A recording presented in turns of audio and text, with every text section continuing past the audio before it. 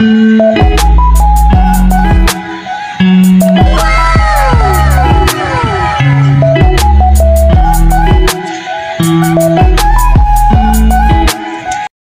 up mga idol? So may bago akong biling cellphone galing sa Megapixel. Yan. Nabili ko siya ng 3,199. So ito yung resibo niya. Yan, 3,199. So almost 3,200.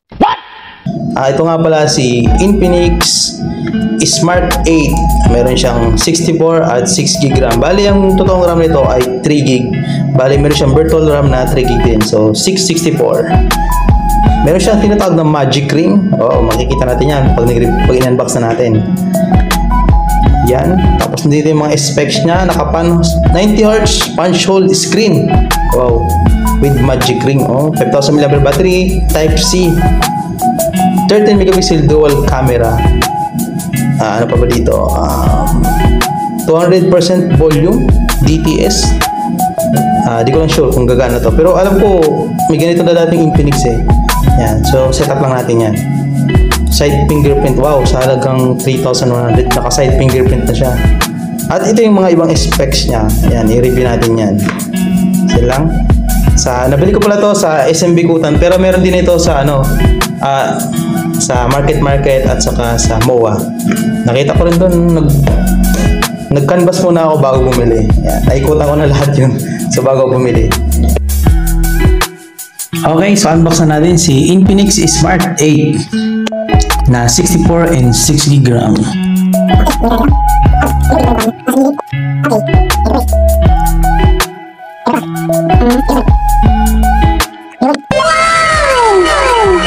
Wow, kulay green. Kakaiba to sa mga na-unbox ko na Infinix, Tecno saka Itel kasi kakaiba yung pagkabukas niya eh, sa gilid talaga eh. Parang maraming Cherry Mobile. Pero astig yung niya kasi walang ganito yung Cherry Mobile. Walang nakalagay na ganito sa kanyang phone. Mamaya na to. So, mamaya tong phone. So, phone muna ako nang bumungad sa atin. Charger na 10 watts. Tapos Type C na charging cable. Type C siya. Makapal siya. Pwede siyang data cable. Hard case. Hindi siya yung malambot yung jelly case. Hard case talaga siya. Tapos sobrang transparent niya. Oh. Hindi siya katulad nung nakaraang Itel S3 na kita mo talaga siya. Ito transparent to. Okay. Then warranty card, injector, panundot. Then wala nang laman, yun lang. So mga idol, ito lang yung laman ng box. Yung cellphone, yung hard case, SIM injector, Type C na cable, power brick, at saka yung papel. Yun lang. So yan, open na natin siya. Ang ganda. Uy, yung kinis. Wow. Astig yung pagka-black nyo. Black na black talaga oh. Makintab siya na akala mo matte pero hindi siya matte na finish na pinaghalo. Laki ng camera. Parang iPhone. Latest na latest. Kaso kakaiba siya. Meron siyang ring light. Parang yung sa Vivo 27. Merong ring light din siya. Okay, ano to design? Tapos may nakalagay pa na AI camera. Ito, Infinix. So, na dito sa right side niya yung power button saka volume button. Sa baba, ang daming butas. Saksakan ng headset. Type C charger. Tapos speaker. Sa taas wala, malinis. Dito naman yung SIM tray niya. Hindi talaga siya ng casing kasi umbok talaga oh, baka magasgasan. Ayos, open na natin siya. So yan, na-open natin yung unit.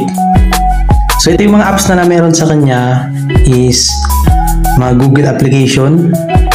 Merong safety, basta mga Google application lang. Tapos, may high browser. Meron na rin siyang FB Lite ha. FB Lite na naka-install. May Palm Store, AHA Game, X Club, TikTok Lite, wow. Spotify. Tapos itong tools.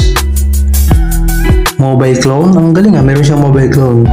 Carl, Bishop Player. Para siyang video player. Ito Bishop Player. Compass. Wow FM. Itong di ko alam. Siguro radyo to.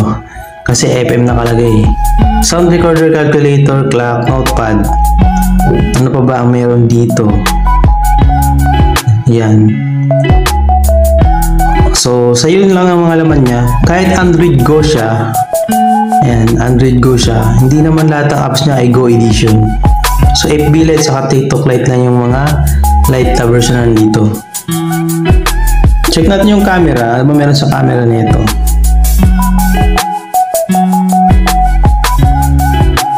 May short video, AA camera, beautification, portrait, super night. Aba, may super night siya. Sa front camera, may super night din siya. Oh. Portrait, beauty, AI, video, short video. Ang astig dito sa phone na to, kasi kahit front and back, meron siyang yung parang flash. Yung nakabukas na ilaw. Check natin yung build niya. Meron tayong 6.6 inch 6.6 inch siya. Ayan. 720 by 1600 yung resolution niya. So tipid sa battery, tapos 5,000 mAh battery siya. Naka punch hole. Tapos meron na siyang built-in na screen protector. Ayan, naka punch hole na siya. May built-in na siya na screen protector. Okay. Yung nandito niya sa taas, yung kala mo search bar, pang Google Go. Google Go siya. Yan, first time ko naman gumamit ng Google Go. Huling gamit ko yata ng Google Go, yung Nokia 1 pa Nokia 1 Go. Isa siyang Android Go na 1GB RAM lang. Pero ito, 6GB RAM na Android Go. Okay. Tapos yung brightness niya, 500 nits. So, kitang-kita naman kahit trick yung araw. Tingnan naman, trick yung araw. Oh.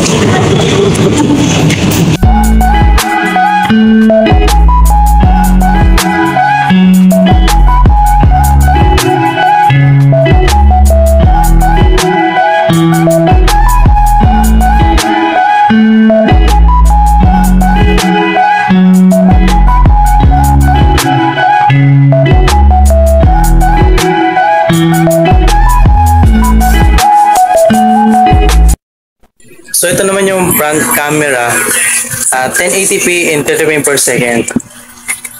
Ayos ba? Hello, Dasha.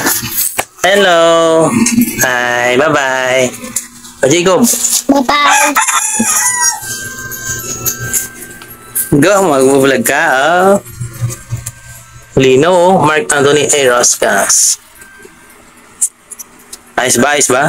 Ayan, ganito kasi yung kanyang flashlight. Ayan, halos di na makita. Napakalakas. Ayan, ito yung tinatawag na parang ring light. Kaya napakalakas niya. Yung search bar dito is Google Go siya. Ayan, gumagamit siya ng Google Go. Mas maganda to kasi pwede ka mapag-download dito na pang wallpaper. Tapos mas mabilis ito mag-loading kumpara dun sa Google. At saka napansin ko dito sa product ng Infinix, wala na siya mga bloatware, yung mga ads, wala na siya wala ka na makikita ng mga ads dito. Wala na siyang bloatware dito mismo sa home screen niya. Yung Teams dito, wala nang lumalabas ng mga games na hindi na kailangan i-download. Kumbaga tipid din sa load saka sa battery. Yan. At hindi lang yun, marami din siyang Google app. Meron din siyang safety. Nag-enroll ako dito kanina sa safety na to. Kumbaga, kapag nagkaroon ng emergency, i-click ko lang tong 5 beses, itong power button, i-click ko lang siya ng 5 beses, magdadial siya sa 112. Tapos magko-connect siya sa mga family ko, sa mga contacts ko. Yun ang inactivate ko sa kanya. Ang ganda, meron na siyang safety by Google. Tapos built-in na siya sa cellphone na to. Meron din siyang assistant Go edition din Yan, tapos meron siyang dalawang browser niya Meron na nga siyang Google Chrome at meron pa siyang high browser. Pero para sa akin, Google Chrome talaga maganda. Service center nila, Carl Care. Huwag nyo i-delete yan, yung apps na yan. Huwag nyo disable. Ano pa ba ang nakita ko dito? Dito na tayo sa settings.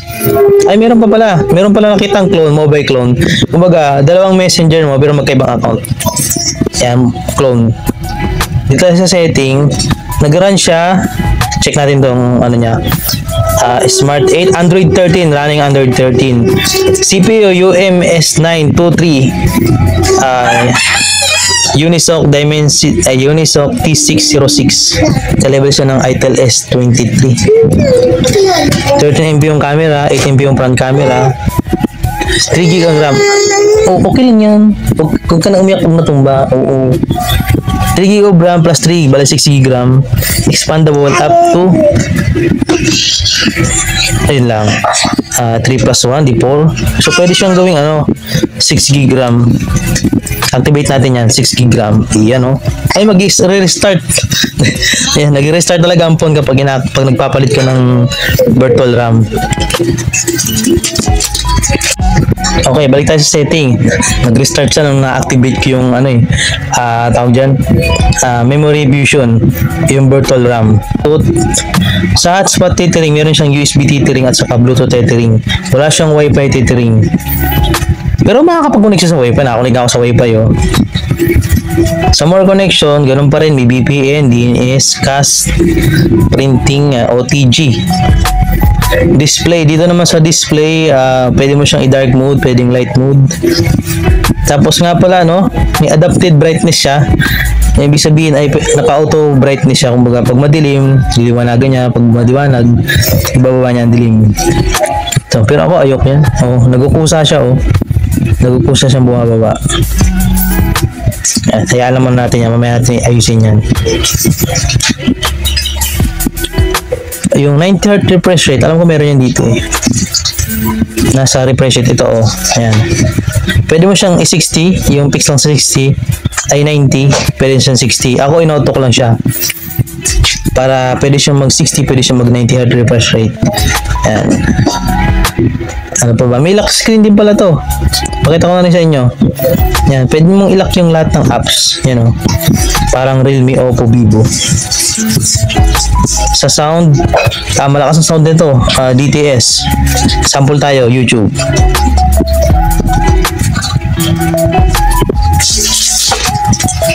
Okay, itodo ko lang yung volume niya. Patunog tayo dito ng isang video ko. Okay. Pwede na siguro to. Itong latest kong video.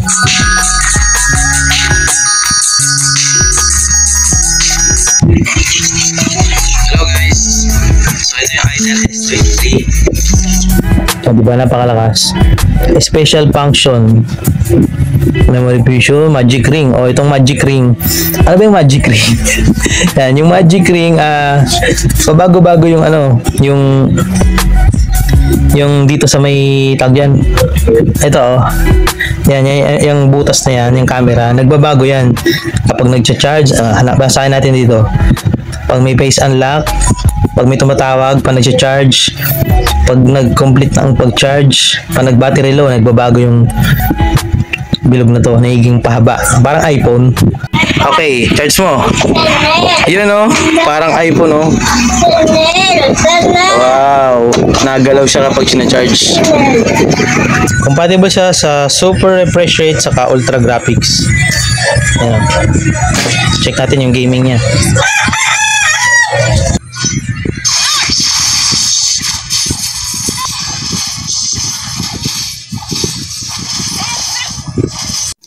So, para sa akin, okay ang cellphone na to kasi napakaganya, napakanipis, maganda yung camera niya, tapos meron siyang ring light, napakalakas ng liwanag. Tapos, meron pa ditong nagbabago yung bilog niya, parang sa iPhone 15. Meron din siyang memory fusion or virtual RAM na 3GB, so almost 6GB na siya. Kasi 3GB RAM plus 3GB na virtual RAM, bali 6GB RAM. Tapos, naka 90Hz refresh rate na siya. Yan, tapos maliwanag siya kahit nasikat ng araw. Okay naman. So kahit sa video niya hindi siya mauga, pwede siyang pang vlog.